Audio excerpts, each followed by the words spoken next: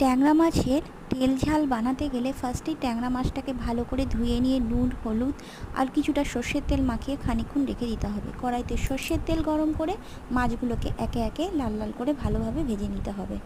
ওই মাছ ভাজার তেলেতে কিছুটা কালো জিরে আর শুকনো লঙ্কা ফোড়ন দিয়ে দিতে হবে। একটা বাটির মধ্যে আদা বাটা, জিরে গুঁড়ো, ধনে গুঁড়ো, হলুদ, কাশ্মীরি মির্চ, নুন দিয়ে একটু জল দিয়ে একটা পেস্ট বানিয়ে নিতে হবে।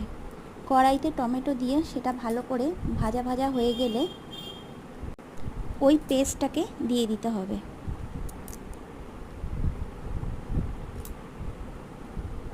একটু কষিয়ে নিয়ে কিছুটা কাঁচা লঙ্কা আর ভাজা মাছগুলোকে দিয়ে ভালো করে মিশিয়ে নিতে হবে মশলার সাথে। এরপর কিছুটা জল দিয়ে সামান্য নুন দিয়ে 1-2 মিনিট ফুটিয়ে দিয়ে নামাবার আগে তেল দিয়ে নামিয়ে ফেলুন।